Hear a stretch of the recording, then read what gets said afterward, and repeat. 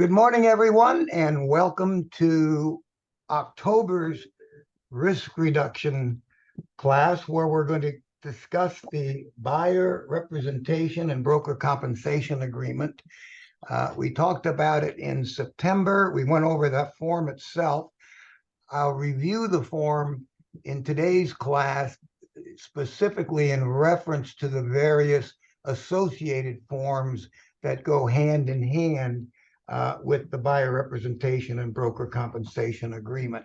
And if you have any questions, you either put them in the chat or afterwards, Lindsay will help me with the questions.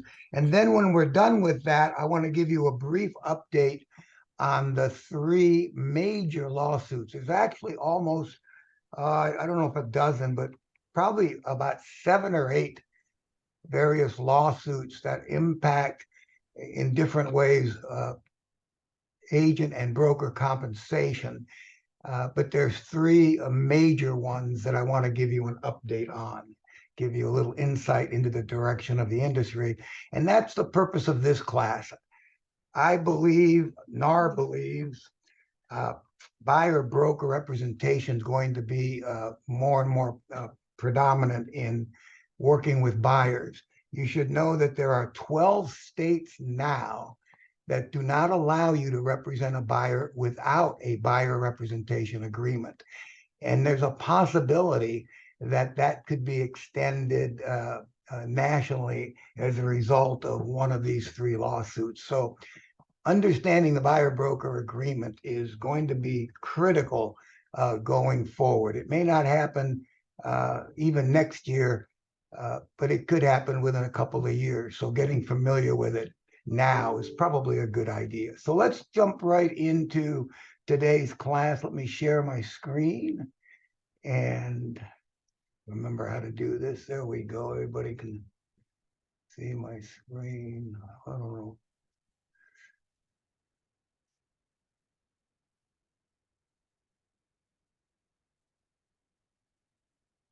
All right, there we go. Everyone see that okay? Yep. The blank screen, right? Okay, Yes. as always, remind everybody how to reach me. During business hours, it's really best to call my direct line.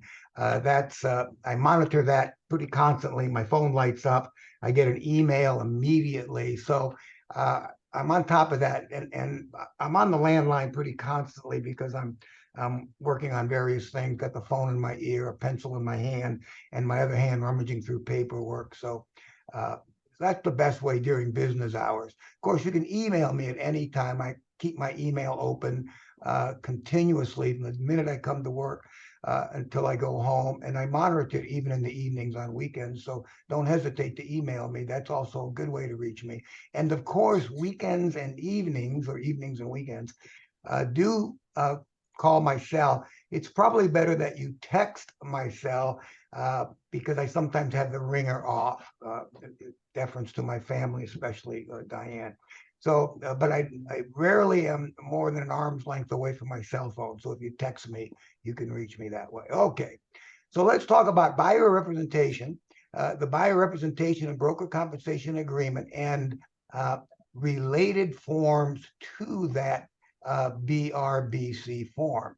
So let's first of all review the BRBC again real quickly. I'm going to talk about a few things and then we'll get into the associated forms. So of course the representation period is right at the very top, and the right to represent and the time frame from which you in which you're going to represent them, just like a listing contract. Different than a listing contract, though, there's not an expiration date. The expiration is X number of days after the commencement or beginning date. So that's a little different. So you can put in 180 days, you can put in 60 days. I'm going to talk at the very end that you might just put down 10 days and you're not really taking a big risk. And that might be an easy way to get a buyer comfortable with this form. And I'll talk about that in a minute because it can always be amended.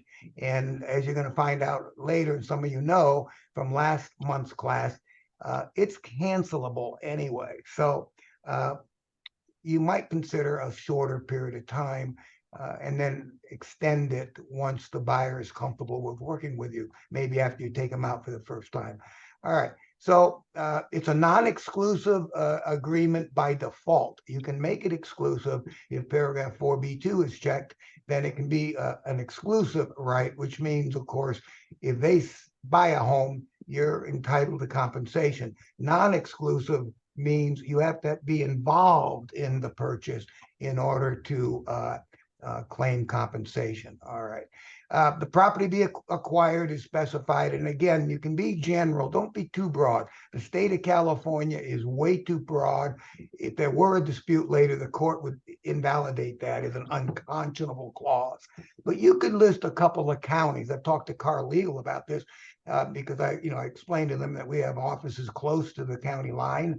Certainly Fallbrook, and some of you that don't work out of Fallbrook still go up to Temecula and that. So listing 2 counties is okay. Price range, go a good bit below what they're looking for and a little bit above what they're qualified for, and you'll be covered. 0 to 10 million, way too broad. But if they're qualified for 700,000 and they're looking for a 3-bedroom house, they're not going to buy a house for 300,000, and they're also not going to buy a house for $1 million. Because they're only qualified for 700. So you could put 300, $1 million in that case, and you'd be fine. Okay. Compensation to the broker, there's a paragraph A, you can spell it out.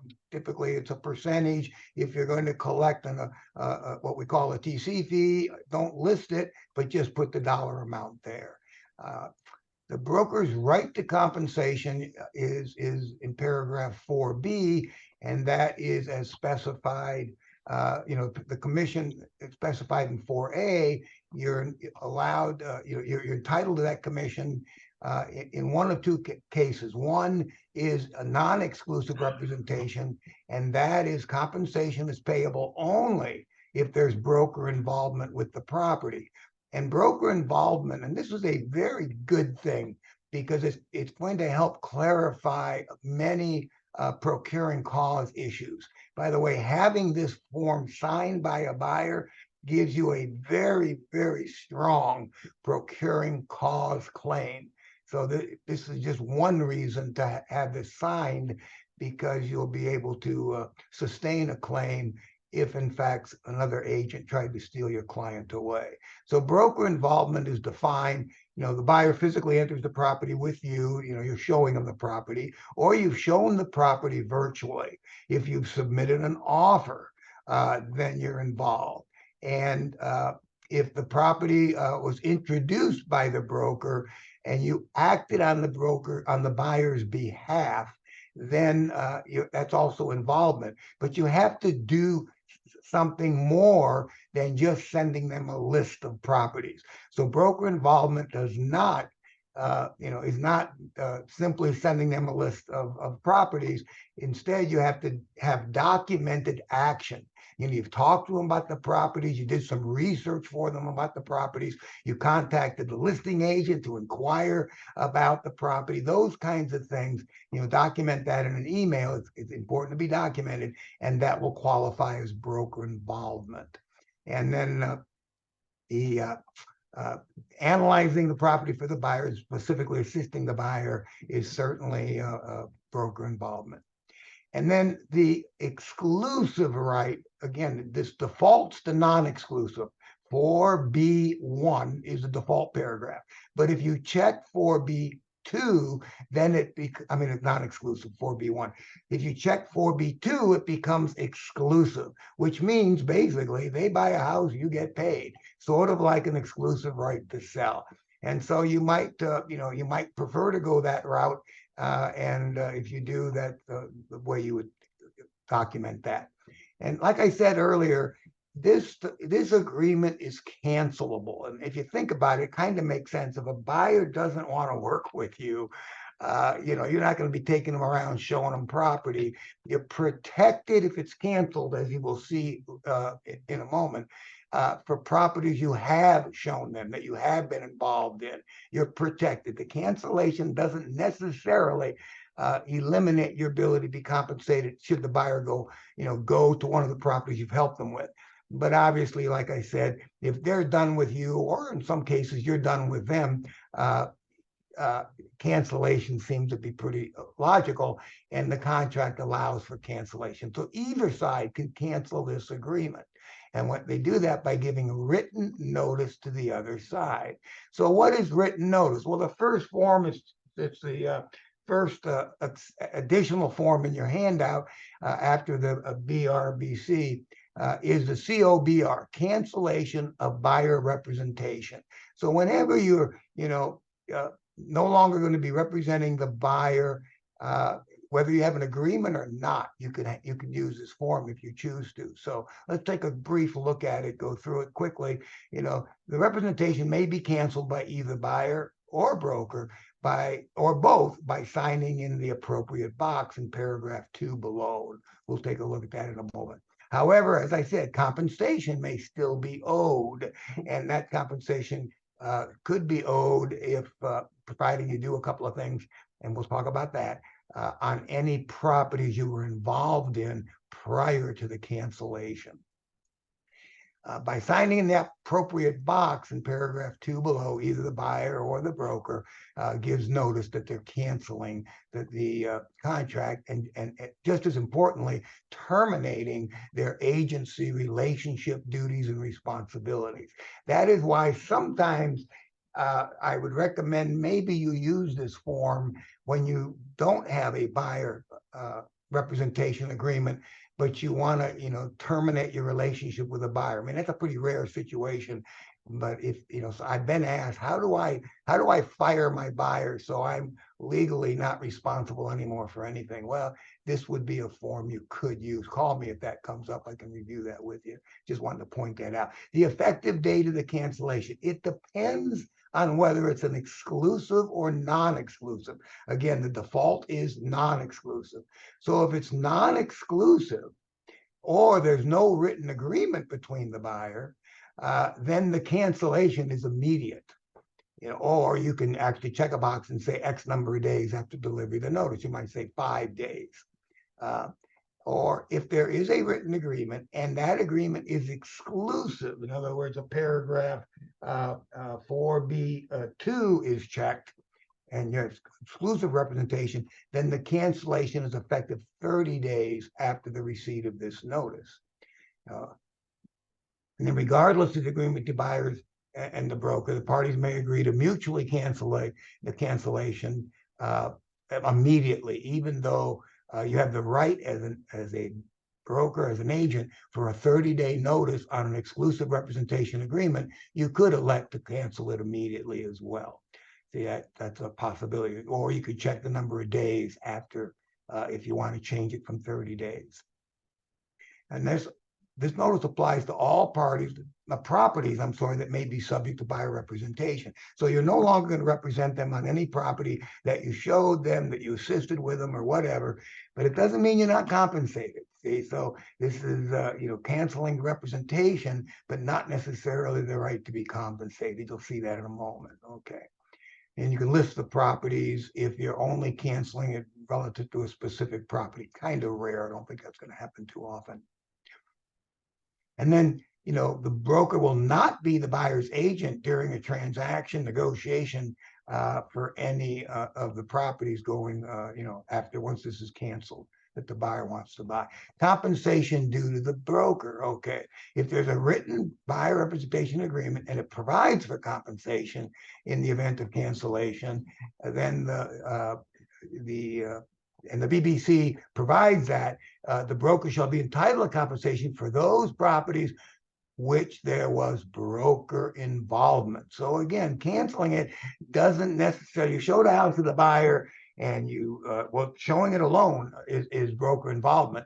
And then the buyer wants to go around you to the seller. With this form, you'd still be eligible for compensation because you were involved in the property by virtue of showing it. And as we discussed a minute or two ago, the broker involvement has several different possible features to it. Okay. So, but the broker must, that's you, the agent, must give a buyer a list of the properties that you were involved in within 5 days of cancellation. Let me mention this now. If the agreement expires, this notice of properties that you were involved in must be given before the expiration, just like a listing contract. If a listing contract expires, any buyers that you want to reserve, a buyer came in, maybe the buyer started to negotiate a little bit, but now you haven't signed a contract yet, and now your listing contract is expiring. You only are protected if the contract is signed. If a contract is not signed, even if you're in the middle of negotiations and the listing contract expires, you are not protected. Now, you could be protected if prior to that expiration, you gave the seller a notice of the buyers who you are reserving. Okay, so that's how it works with listings. And, I'm touching on that a little bit because some agents don't realize that notice, number one, has to be given before expiration. And number two, know the fact that you're in the middle of negotiations, you are not protected. So same with a buyer broker agreement, a buyer representation agreement. The difference is if it is canceled, you have 5 days to give them a notice of properties that you were involved in. But if it expires, that must be given ahead of time. Okay. Compensation will be paid as specified in paragraph 3 above. That with the compensation agreement, or it could be paid pursuant to paragraph 3 below. Everybody either unilaterally or mutually they sign the agreement. Okay, paragraph 3. If you check one of these boxes, then that could specify how you are compensated if there is a right to compensation, or if you're claiming a right to compensation. All right. So subsequent acquisition of a property during the representation period or extension period for which there was broker involvement. So you can check that box. So you canceled it, but your buyer broker agreement extended for another 2 months. By checking this box, you would be protected for any properties that you had broker involvement, any buyers, that you had broker involvement in, or properties, I guess is the right word, that you were involved for the buyer to help them acquire that, to review that property. So the compensation that you can specify the number of days, or it can be simply the representation period specified in the representation agreement, which is prior to the expiration, the X number of days. Hope I haven't lost you there. Now you can also check B, which is you can simply agree to go away, let the buyer go away if your expenses that you incurred, and so you list how much you want for out-of-pocket expenses, and if they pay you for that, you could agree to that and be done with them. You could accept a referral fee from another broker, and that's probably going to be more common. So the buyer, ends up wanting to work with another agent, or somehow another agent got involved with your buyer, but yet you had broker involvement in one of the properties that particular buyer wants to buy, but he doesn't want to work with you, she doesn't want to work with you, you don't want to work with them. So you could accept a referral fee. So you can check that and then execute a referral agreement. You can receive compensation directly from the seller. There could be no compensation. In some rare cases, I'm done with the buyer and the buyer is done with me. We're going to part ways, and you could check no compensation. Now, if a subsequent acquisition of a property during the representation period or an extension, this applies only if it was an exclusive right. So if there's an exclusive right, you don't need broker involvement. Let me repeat that. If you have an exclusive right, you check paragraph 4B2 on the broker representation and buyer compensation agreement, you get paid if they buy a house, period. So you might not know anything about it, and they're writing an offer to buy a house you're not aware of, but that broker representation agreement is still in effect, and it is an exclusive right because you check paragraph 4B2. Well, then you're entitled to compensation that's specified in the agreement. So the buyer and the broker acknowledge the terms of this cancellation and move forward with the cancellation. Okay, back to the buyer representation and broker compensation agreement. So paragraph C, we're talking about cancellation. You're entitled to compensation if during the representation period or any time specified in paragraph 4E, and we'll get there in a minute, the buyer acquires a property for which there was broker involvement. So again, if you showed them a property and now you're canceling this agreement, and a month later they buy that property, and your original time period for your buyer representation agreement is still in effect, you would be entitled to compensation, provided you had given the buyer a notice of broker involved properties. So there it is. You give them a list of the properties for which you were involved in, and you deliver that within 5 days after the cancellation. Or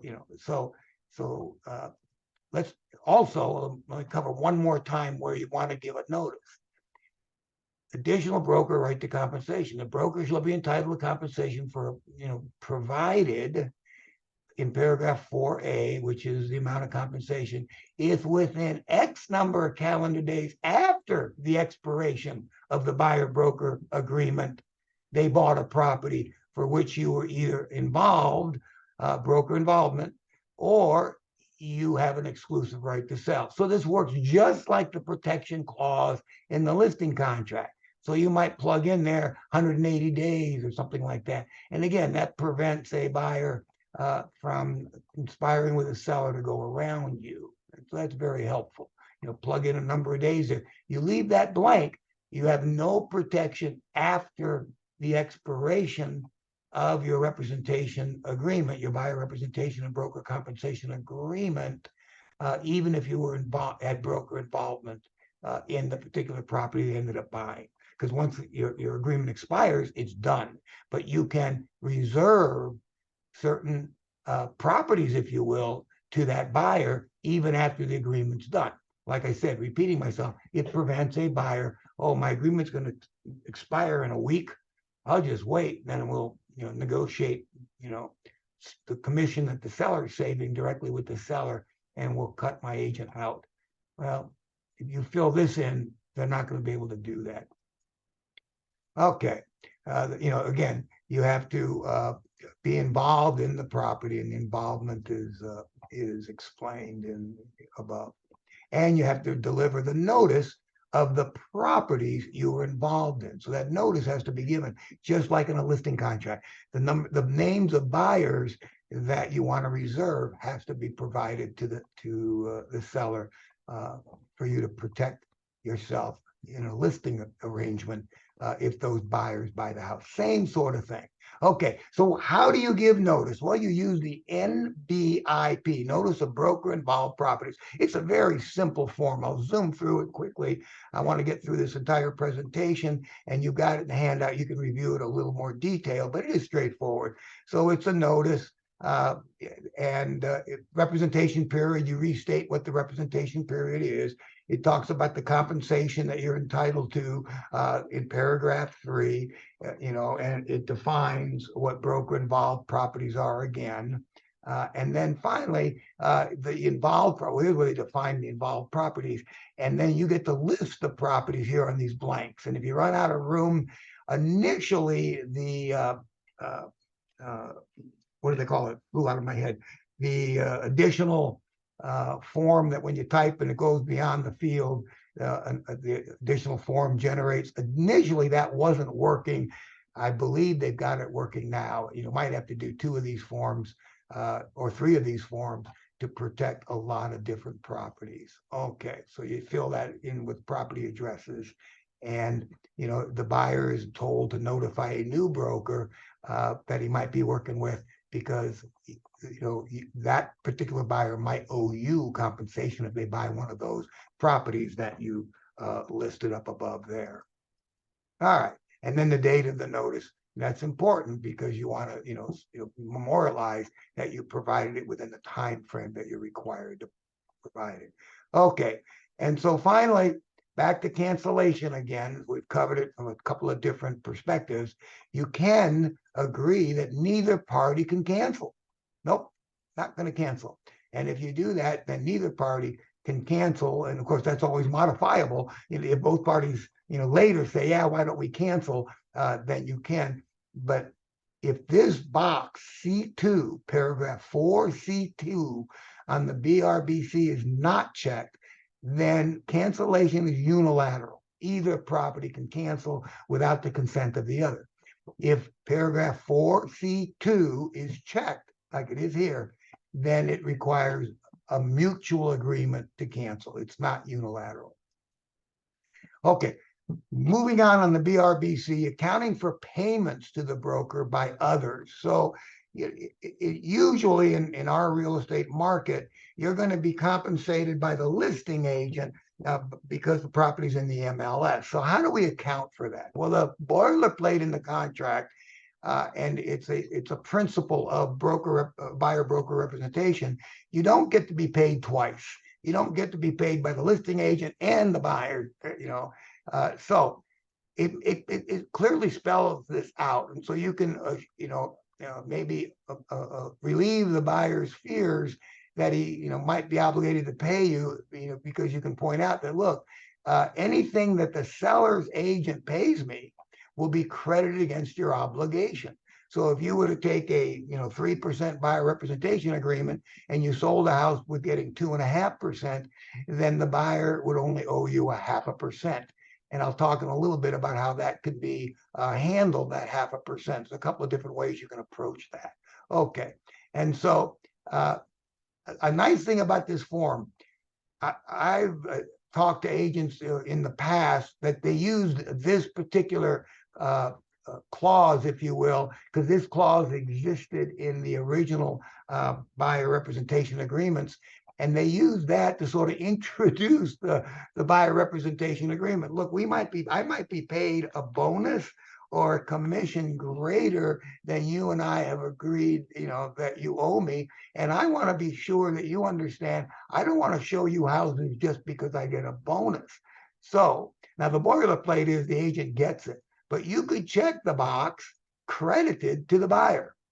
And so that's a nice little feature to review that. It's a very buyer-friendly clause. If you don't review it in detail, the good news is the boilerplate says whatever you're paid, you get. However, keep this in mind, as you're going to see in a minute, you have to disclose what you're paid. So it's not going to be a secret profit. That's not allowed. And this form requires that you disclose compensation that you're offered, or that you accept as a result of writing an offer and is getting accepted.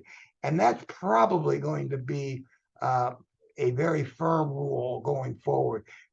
NAR is already saying they believe the Code of Ethics requires it anyway. So it's not necessarily black and white, but it kind of is.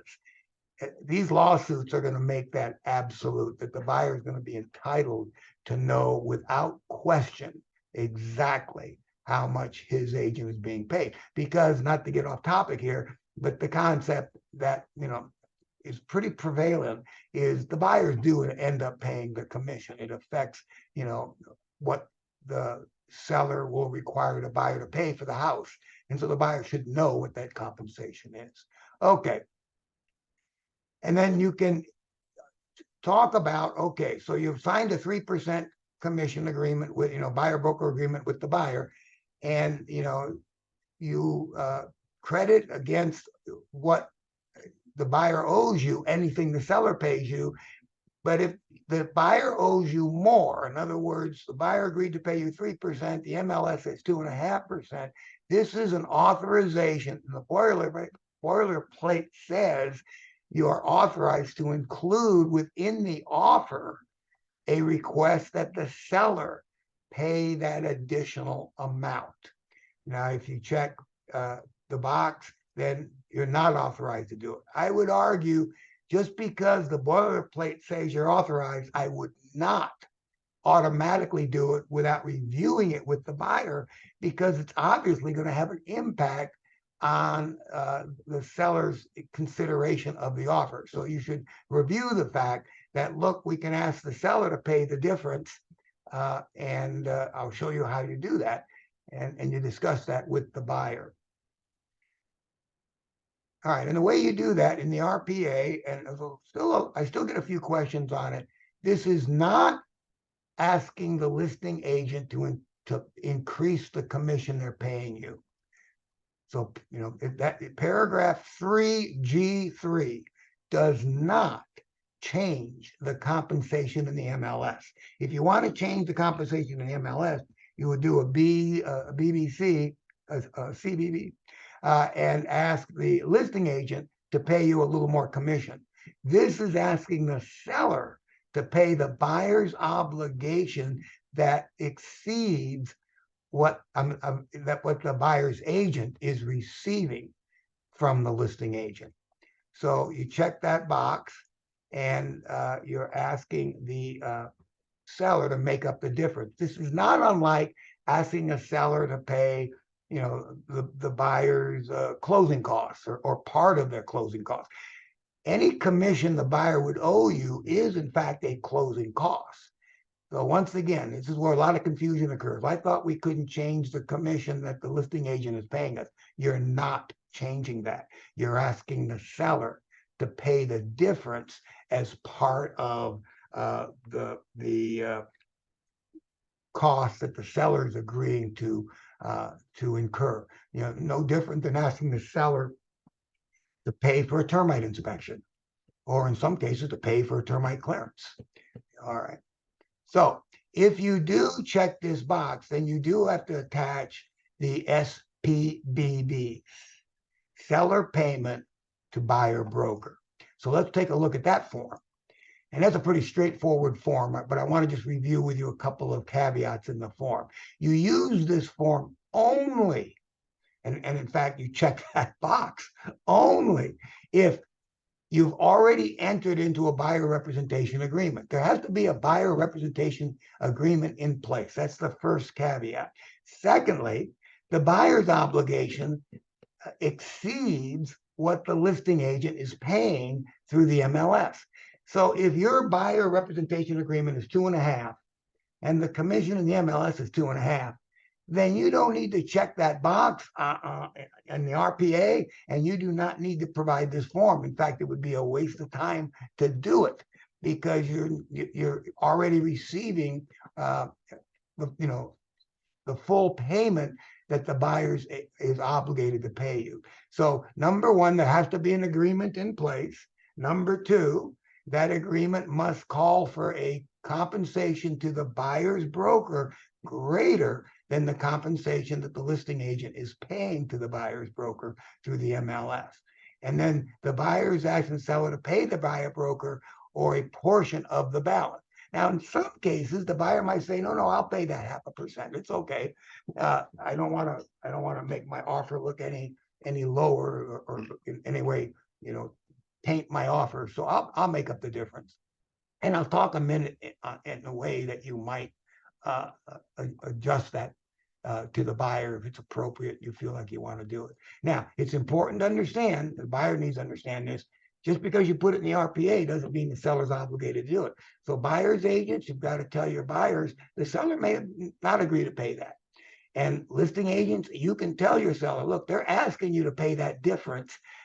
You don't have to. You can, counter that out by simply saying that the seller will not make a payment pursuant to paragraph 3G3. Okay. Now, the next part of the form is a quick calculation of what that amount is. So, in the top, the box, paragraph 1, you put in what the buyer broker agreement calls for to be paid to the buyer broker. So this comes from the buyer representation agreement. So in the example I gave you, that would be 3%. Paragraph 2 is the compensation in the MLS. And if the MLS said 2.5%, then you would put 2.5% here, or dollar amounts. And then paragraph 3 is the difference. So the seller agrees to pay 0.5%, or you can check it if you're doing dollar amounts. So this is a simple little calculation so that the seller basically can zoom in on paragraph 3. What am I being asked to pay here? And again, as I said, there has to be a buyer-broker agreement already in place, and that buyer-broker agreement has to call out for a commission greater than what the excuse me, what the MLS calls for. Now, the buyer authorizes escrow to pay the broker, and if the buyer broker is the same as the seller broker, once in a while that happens. If it's the same and you want the seller to make up that difference, you use the MLS numbers in the calculation. If this comes up and you have a question about that, give me a call. Okay, disclosure of anticipated payments to broker. CAR already and NAR already says Code of Ethics requires us to do that. I think, predominant wisdom is, as a result of these lawsuits, that will probably be in effect, that there will be a requirement to make a full disclosure in the civil code. Right now, it's in the Code of Ethics, but not necessarily yet in the civil code in California. But again, this form, the buyer representation agreement, we agree to disclose to our buyers what our compensation will be, anticipated payments from others. So you can do that prior to writing an offer, or you can do it only or prior to showing property. So you can do it prior to writing an offer or showing property if you check this box.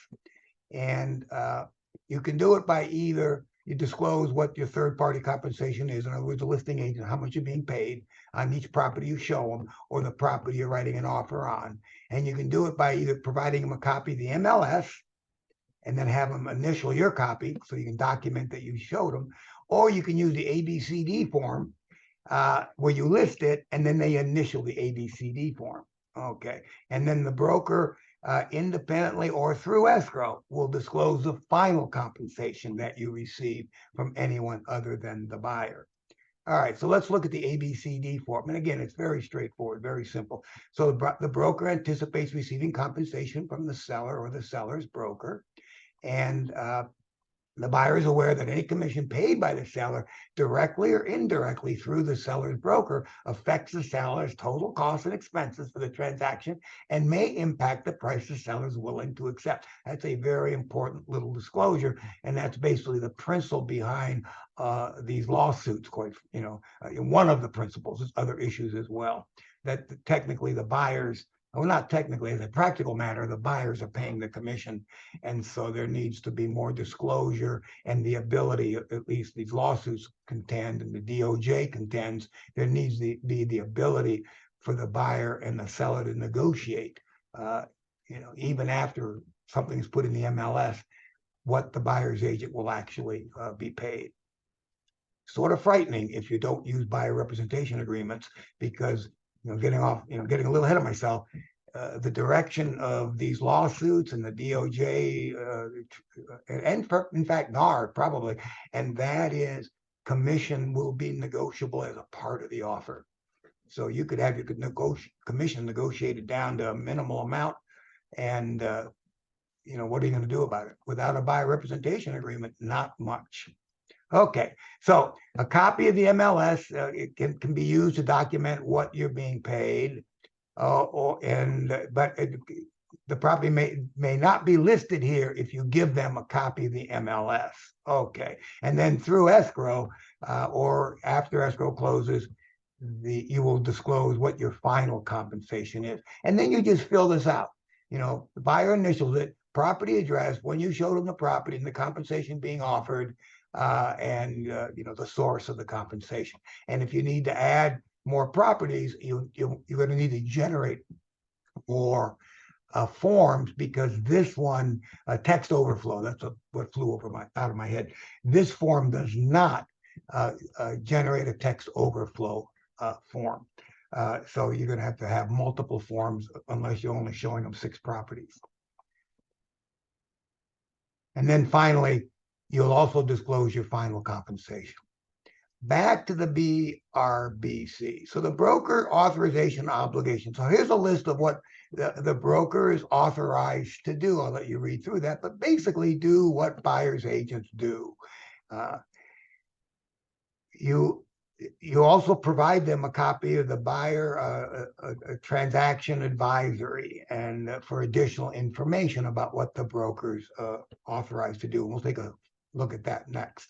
So this is an advisory, and it discusses what the buyer's obligations are. So the buyer has certain obligations, and that is to cooperate with you in helping you find them a property. So you can go through the details there. But importantly, also communicate any important issues to you, and they do that with a BMI. And we'll talk about that in a moment. Document in writing anything that's critical to them. I can't tell you, if many of you have been on these calls before, you know, I've gotten out of lawsuits because the agent did the BMI as we asked them to do. The BMI is a lifesaver when you have a buyer who's with selective memory claims that they had discussed with you how important it was for them to, before they bought a property, to understand XYZ. And, you know, you ended up with a property that you didn't understand XYZ, and now you got a problem, and you want to blame your agent because the agent didn't review XYZ with you. Well, if XYZ is not on the BMI, that case is going to go nowhere. So that's important. That's we'll talk about that in a moment. All right, next. You know, what the agent's duties and limitations are. And you can use this form not as I won't do this, I won't do that, I won't do that, but to, you know, present it in a positive light. Look, I am not going to be looking for you know, verifying permits and things like that. You know, that's not my expertise, but if that's important to you, I want you to know that I can assist you in doing that, and you should, you know, we should make an effort to review these things. So here's the scope, and the scope it reads what you won't do to protect you. But you know, I've had agents say they don't like this form, they don't like the BMI has the same kind of clause on it, because it just, you know, seems like I'm not going to do anything for you. And I would argue, don't present it that way. Present it like, you know, I'm not going to tell you what to pay for the house, what the seller will accept, but I can help you. You're going to decide, but I'll give you plenty of comps, you know, but ultimately it's your decision. I'm not going to guarantee the condition of the property, but I can help you. I can help arrange for inspections if you want. I can arrange for a home warranty if you want. You know, I'm not going to be able to guarantee what the inspectors or the repair people do, but I can help you by recommending people who other buyers have found did an excellent job for them. See, so you're taking the negative and putting it in a positive light. I'm not going to be able to identify the boundary line, but if that's important to you, you know, we can have the title company come out and help us. We can even arrange for a survey if it's critically important to you. And I just don't want you to get, you know, end up with a property where you're not happy with the property lines because you assume that that was something I was going to do. I don't have expertise in doing that. I would be doing you a disservice if I tried to do that, but I can certainly help you get that done if that's important to you. So that's how this is presented in a positive light. Okay. And then finally, dual agency is agreed to. So the buyer representation agreement is where the dual agency agreement exists. This explains that that agreement does allow for dual agency. All right, so now back to the BRBC. We're nearly done here. You know, the BRBC also contains a paragraph what the buyer's obligations are. You know, act in good faith, you know, to work with you to find a house, to provide you financial information so you can get them pre-qualified so you don't show them houses outside of their price range, to, you know, use reasonable care in seeking professionals to assist them, to review reports and investigations. I'll just share this little thing with you. I have been shocked to find out how often buyers do not read physical inspections. You would not believe it. So, you know, here's a tip to all buyers agents. Be sure to encourage your buyer to read the report. I've had both husband and wife give me what I think are silly excuses why they never read the report. They complained about something in the house which is significant, and the report reviewed it and they had to admit to me they didn't review the report. They often still think their agent should have told them. So you should review the report as well. But anyway, they're agreeing that they will review their report. Once again, the BMI is discussed, and this is, they will give you in writing any material issue, anything that's a concern to them before they buy a house. And this is very important. You are allowed to rely on the BMI and not responsible for a material issue that the buyer fails to disclose to you. So this is very helpful should there be litigation later. But of course, the BMI has to be a part of what you use. So let's look at that very quickly. BMI is a pretty simple form, really. And so it identifies the parties, identifies the properties. It states that the buyer has an obligation to disclose material issues. Anything they think adds or detracts value to the property and impacts their enjoyment and use of the property. And this should be given to the buyer immediately after the offer is accepted, not as part of the repair request. Whenever you give it late, the buyers treat it as a repair request. It's really not a repair request.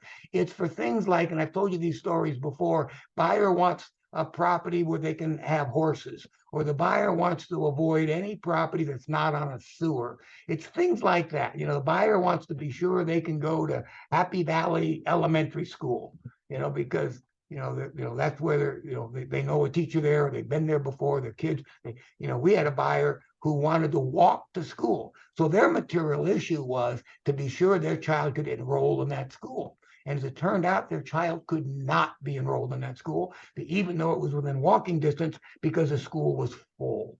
So this is where the buyer would disclose these kinds of things to you up front. Failure to do that helps you defend the claim where they selectively say, oh, no, I told my agent all about it. According to the agent, they don't remember that.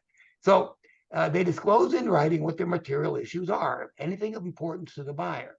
And this is where the disclosure is. And they can be any property, or more commonly, simply the property specified above, because you're giving it to them after the offer is accepted rather than ahead of time with every property you show. Although you could do it that way, a little extra effort.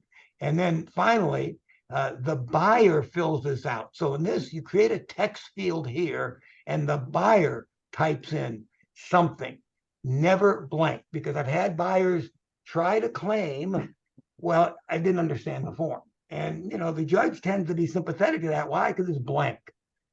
So, if no, I don't have anything special. Okay, then just type in none for me there. Okay, thanks a lot. So, and then again, the scope of duty, present this in a positive light, not a negative light. And then the buyer's representing to you that these are their material issues and you have a right to rely on this.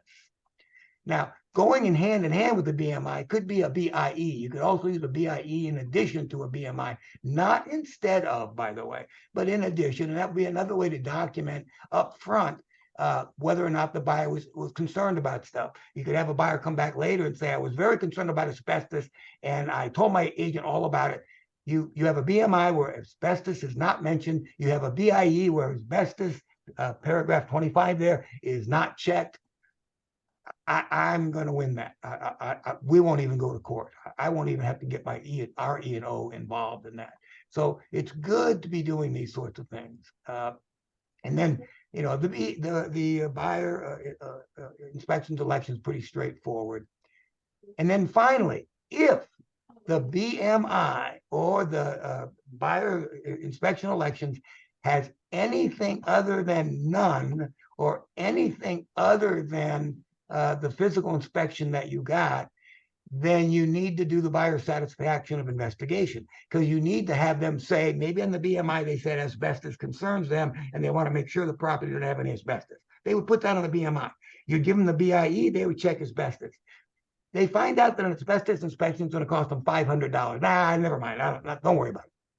Well, if you don't have documentation that they said, now never mind, later when they find asbestos, you've got a loaded gun in the file.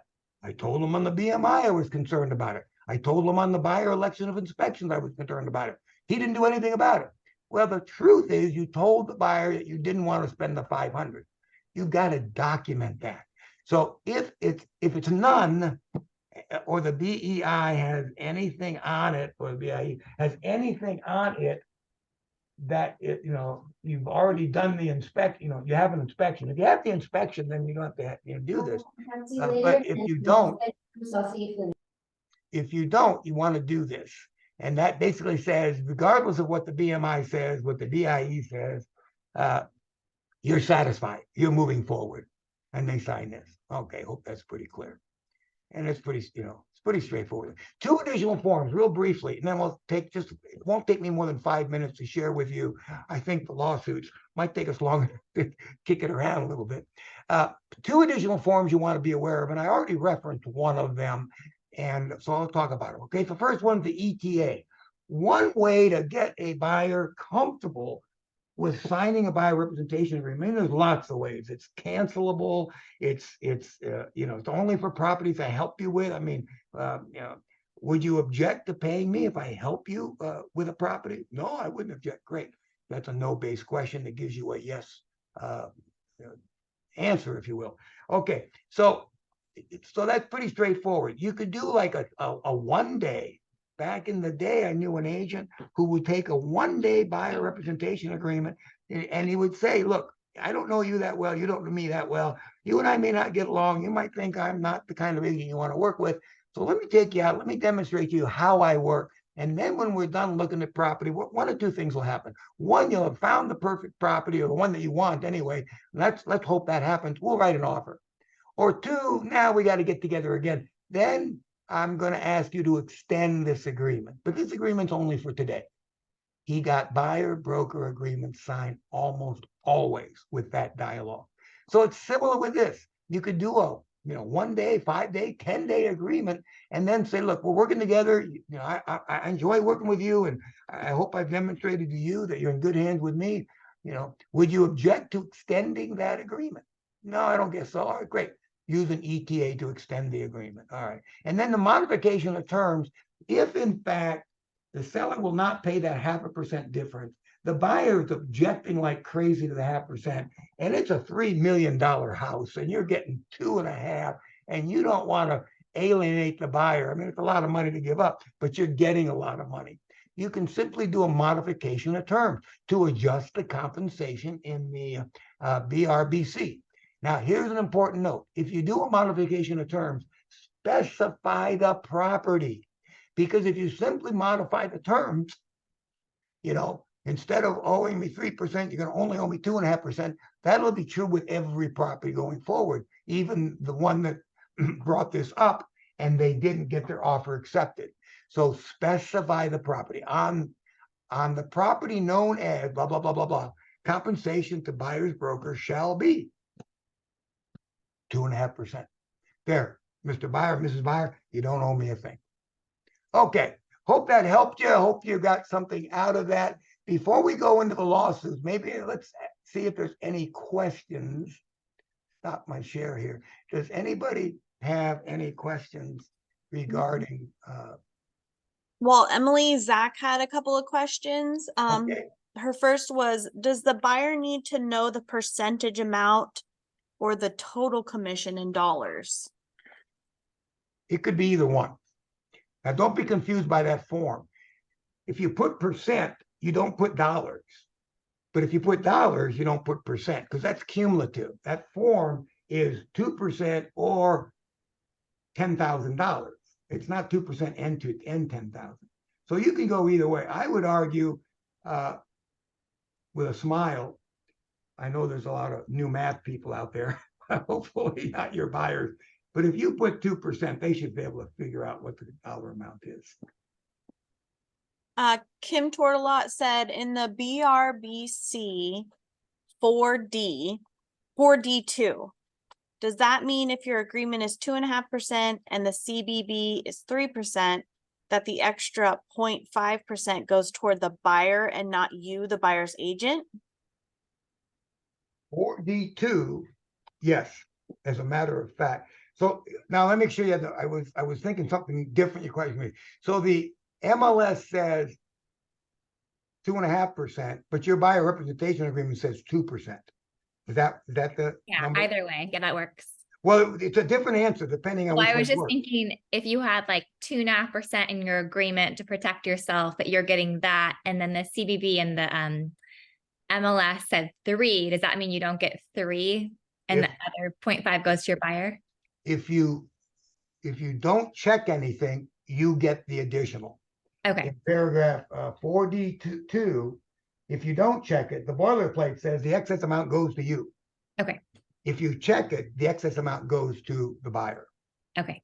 Got it. Thanks. That answer your question? Yeah. Good question. Good question. Can the buyer finance the buyer's agent commission into the purchase loan?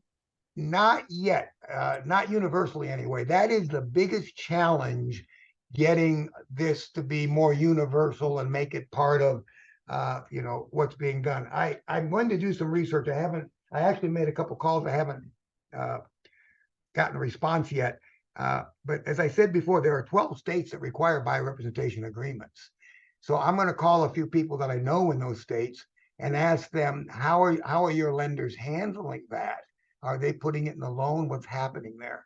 So, but right now I would suspect that a lender is not going to allow you to put that in the loan, because a loan, they want the physical property to secure the loan, and commission, there's nothing physical there. So I've actually had lenders push back on the buyer paying cash the buyer agent commission. And I've been able to successfully get lenders to agree to allow the buyer to pay it as cash. I've had lenders, more than one, actually 2, give me significant pushback that that's not a legitimate closing cost, which is ludicrous for them to say that. So, and they ended up agreeing with me. It took getting, up the chain of command a little bit, but certainly a buyer has every right to hire an agent and to pay that agent. Yeah, it seems like if the federal government allows it as a tax deduction, Yeah. that the lender should be able to go, oh, okay, yeah. Yeah. But the challenge is the commission. So you're adding commission to the loan, but the property, the appraiser, the appraiser saying, well, the property is only worth X, not X plus commission. See, so that's where the problem is in the lender. What happened to the loan defaulted? How do we get that commission money that we financed back? And that, Carr and NAR are working on that now. Great question, though. Thanks, Jim. Any more? Those are all the questions, unless anyone has any to ask. Anybody want to raise a hand? Lindsay can see you better than I can. So any hands raised, Lindsay? Okay, let me jump into it's basically 2 lawsuits, but there are 3 major ones. One just hasn't moved ahead very far. So the one that is actually ongoing as we speak, the first day of the jury trial was Monday, and that's Sitzer Burnett versus NAR and all the other brokerages that they sued. They sued all the major brokerages. The other lawsuit is, and I may not say this correctly, Moral. That won't start till next year, and probably later in next year. There's a lot of thought that both the Moral case and the third thing I'm going to talk about, the DOJ case, will be heavily impacted by Sitzer Burnett. Sitzer Burnett is what's going on right now. It's being tried in Kansas City. There is no California MLS involved. There are some Midwest MLSs. There are some East and Southeast MLSs, quite a handful of defendants. The major brokerages are Remax, Anywhere, which is Rheology, Home Services of America, which is Berkshire Hathaway, Keller Williams. Now, Remax and Anywhere have proposed settlements, and they are waiting, both of us, Remax and Anywhere, which is Rheology. Rheology or Anywhere is Better Homes and Gardens, C21, Coldwell Banker, ERA, and Sotheby's. There's another company you probably never heard of, but that's Corcoran. That makes up, their new name is Anywhere. They used to be called Rheology. All right. So both of these entities have proposed settlements, and I'm going to review those settlements with you. The DOJ wants to weigh in on those settlements, and the approval of those settlements is not expected until next year. So if the settlements are approved, then we will be, be let out of the judgment that might occur in the Sitzer-Burnett case. Remax Pay is offered to pay $55 million. Anywhere is offering to pay $83.5 million. There's some belief that the plaintiffs in Sitzer-Burnett will be enthusiastically in support of those settlements, because their fear is any award will either be watered down because there are going to be a lot of piggyback lawsuits filed immediately, and or the judge could determine, because the potential liability is in the billions, and the judge could determine that awarding a dollar amount damages to Sitzer-Burnett would cripple the real estate industry, because of billions of dollars in judgment costs could have an adverse effect on real estate. So it's possible that they would award, as low as $1, but instruct or decree what changes need to be made. I hope I haven't lost you there, right? So it's still quite variable as to what will happen. However, conventional wisdom, I mean, Remax and Anywhere, make up a pretty large portion, or Keller Williams and Berkshire Hathaway are not part of the settlement.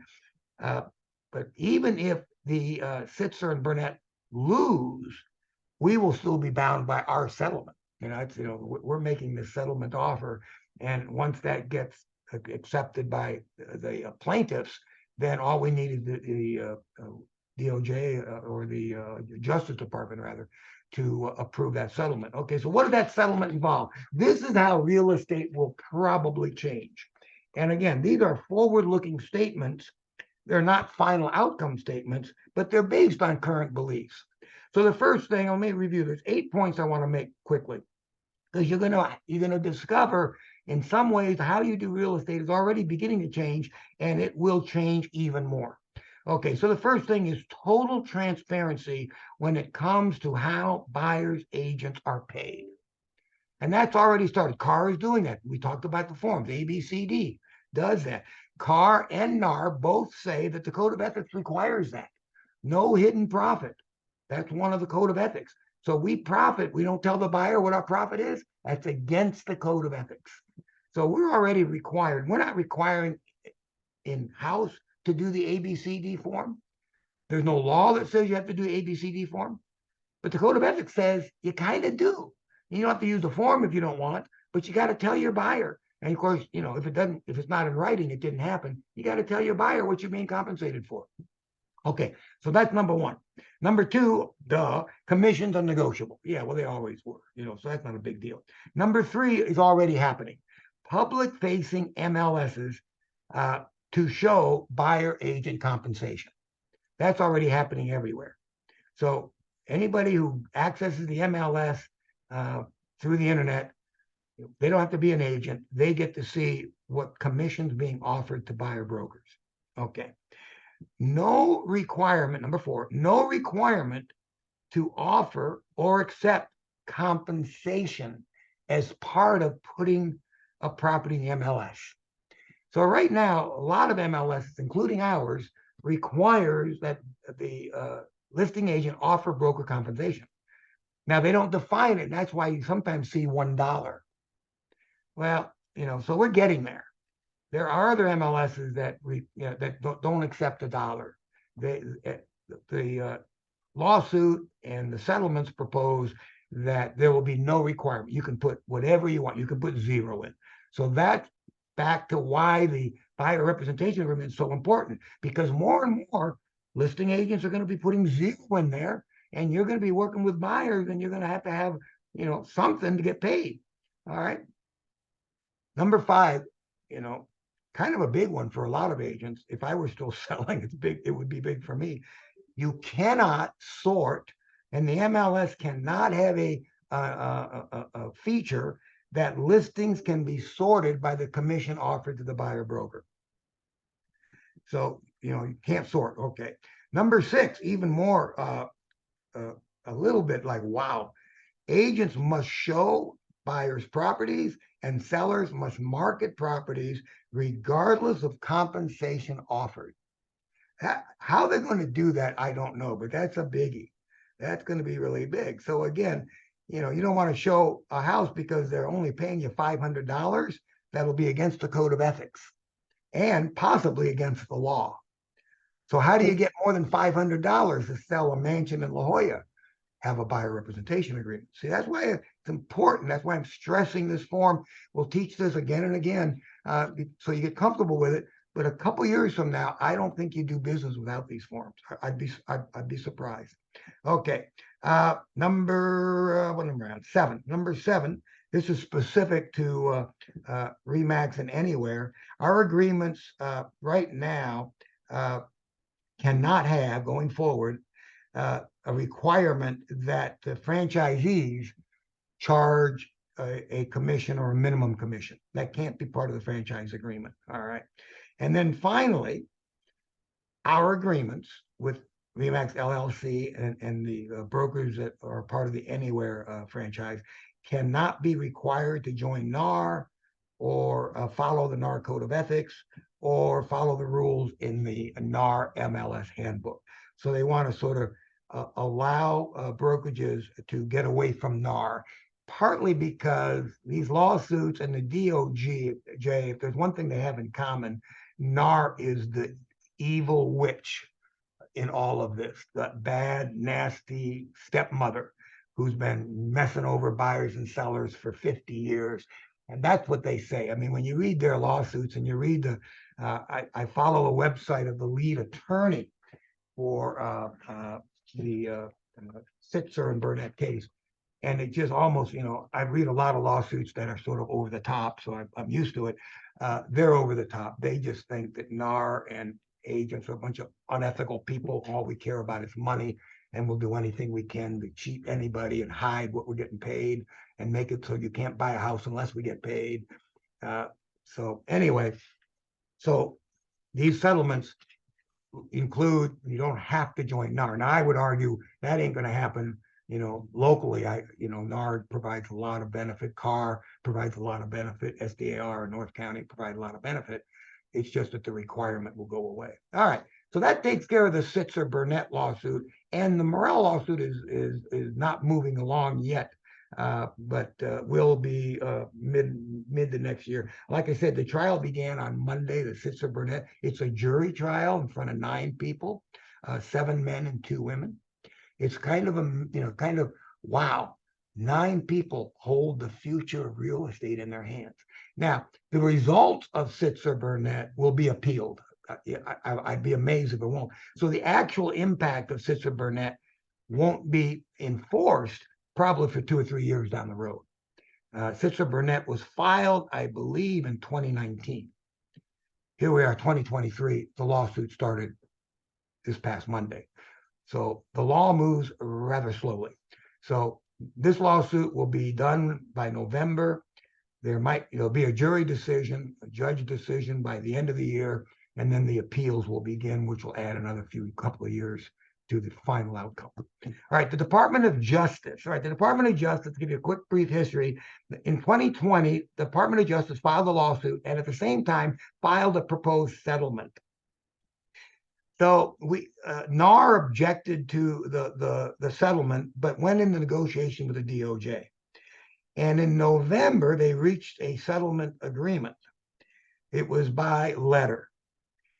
NAR, once Sitzer and Burnett heated up, once Sitzer Burnett heated up, the DOJ backed out of the settlement because they're confident that Sitzer Burnett will move the DOJ's position forward. The DOJ pretty much believes that commissions are paid by buyers and buyers should have more control over the commission. All these things in the settlement, that's what DOJ wants. But it's going to be easy for them if Sitzer Burnett is adjudicated and that's what the award is. That's what the decision is. So they backed out of the settlement. NAR sued the DOJ to enforce the settlement. And I think it was earlier this year, I think in January, NAR won. That the DOJ settlement had to be accepted by the DOJ, which was going to be a big help because it eliminated the DOJ from making NAR's life miserable. By the way, the NAR lawsuit, I say NAR, actually every single realtor association and MLS in the country were made a part of that lawsuit, but they allowed NAR to represent all of them. So that's a biggie. And if it can go away, that's nice. And so NAR won that, but the DOJ is appealing it. I think it was March. And March of 23 of this year, the judge said, no, NAR or DOJ, you settled. But now they're fighting it. The settlement, the biggie in the settlement, it's not nearly as extensive as the Sitzer-Burnett settlement, but the biggie was transparency. The other thing is you cannot state, represent, or advertise that buyer brokerage is free unless the agent who represents the buyer is receiving zero compensation. Because like I said before, the premise is buyers end up paying the commission. It's built into the price. And then finally, little behind the time, the DOJ, when they first filed it, this was not common. And that is MLS's, the public face of the MLS had to display the buyer agent compensation. Well, that's part of the DOJ settlement. So that's a lot of this is being taken care of by Sitzer-Burnett anyway, but the DOJ is not going away. All right, that's a quick overview. I hope it gives you some feeling on why spending a little time, getting familiar with this form, start using it when you think it's easy. Don't go use it with your most challenging buyer you ever met, but start using it with your mom wants to buy a house. Okay, mom, I want to do the buy a broker agreement with you.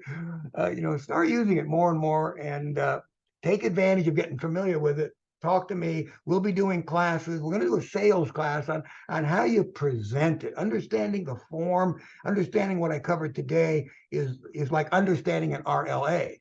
That doesn't mean you get listings. You got to know how to make a presentation. So I'm going to create some classes on how to present buyer representation agreements as part of your buyer presentation. I've got some great resources. We got some other people available to us that will, do some classes. We'll even bring some people from the outside that have been well versed in presenting buyer representation agreements to buyers from the sales perspective. Any questions? Well, I hope that was helpful. I hope you got a good handle on not only the BRBC, but on the status of the current lawsuits. And Walt, yes, what's going to be the requirements for agents with the if RE/MAX was able to leave NAR, are we as individual agents going to be able to leave NAR, or are we still going to be required to be a member, or the MLS going to require us to have membership in order to be a member of the SDMLS? Okay. Let me ask the very easy question, because factually, I can let you know the MLS does not have a requirement that you join the association. There are people who are members of the MLS who are not members of any realtor association. And that was actually adjudicated many, many, many years ago. And so the MLS cannot exclude non-NARCAR, SDAR. Well, it's interesting though, because when we pay, it seems like we pay them together. We're paying. No, you pay MLS. What you pay the MLS is separate. What you do, you pay NARCAR and SDAR together, or right. NARCAR North County together. That right. You pay together. But the MLS is totally separate. And okay. So when the bill comes this year, are we going to be required to pay it? To join NARCAR? Yeah. Well, to continue it. I don't think RE/MAX will advocate not joining NAR. In other words, I think RE/MAX corporate is still a NARCAR fan, mostly NAR. I mean, RE/MAX is national, NAR is valid. So I don't think they're going to exit it. They're not going to do like what Redfin did. They're not going to tell all their brokers you should pull out. Membership is broker specific. So not to put Mike on the spot, and I would think long and hard before, I would bail on NAR or CAR. I mean, look at CAR. CAR is phenomenal, folks. I got to tell you, I've dealt with other state agencies. CAR, the CAR legal is very good. You got to be careful if you take, if you don't, ask the right questions, you get, the answer you want to hear. I mean, that's a pet peeve of mine. But look at our forms. There is no state that has the kinds of forms we have. As many. I mean, they do have good forms, but ours are. Well, there's a question there, is if we're not a member of CAR, do we still have access to the CAR forms? Well, you have to pay. You have to pay for it. You have to pay an additional premium. So, okay, well, that's part of the benefits. Yeah, part of the benefits. So, I don't see a mass exodus out of NAR and CAR. We'll see with the tough market. The tough market, people are strained. Those wallets are tight. Hey, Walt, Fiona had her hand up. I don't know if she still wants Go to ahead, speak. Fiona. You want something to say? Actually, you touched on it, because essentially CAR forms are not available without paying a premium. And I think that is our biggest asset right now as far as being a member of any association. It doesn't just stop at CAR forms, our contracts. There are so many things that we as agents get to benefit from being members of, I will say it, our giant, our NAR. They go to bat. I'm on conventional financing committee for NAR, and I'm just going to let you know that behind the background here, they are already looking into how we are going to be affected, and how we are going to be able to have our buyers either finance their commissions, et cetera, et cetera. So there's a lot of stuff going on behind here that you have to take into consideration. They can't just blow it out because we have nothing, or they have nothing in writing or on stone yet. So before you kick out the giant, think about really what we have, what they offer us and what they will offer us. And I will just say, I disagree with the statement that we were sold out. We weren't. But anyway, I've said enough. And if you have any questions, I'm happy to answer. Let me add a little bit what Fiona said, and I was gonna bring up two things. I'll bring them up both of them. One of them is, the question was asked, how are buyer broker fees going to be paid? Can they be financed? NAR and CAR have task force working with the Fannie Mae, Freddie Mac, and all that. I mean, these are heavy players that to exactly do that. CAR and NAR, they really are. They do have the consumer and the real estate agent in mind, with trying to move the needle on significant things, like getting lenders to come up with programs that would allow a buyer to hire an agent who has no money, so he's buying VA, and the seller's not paying him, so the buyer's going to pay him. But how's that going to happen? Well, the VA should allow a buyer to hire a agent to represent them, and they can do that now. Although a lot of lenders don't think so, they can't. But you can't finance it now.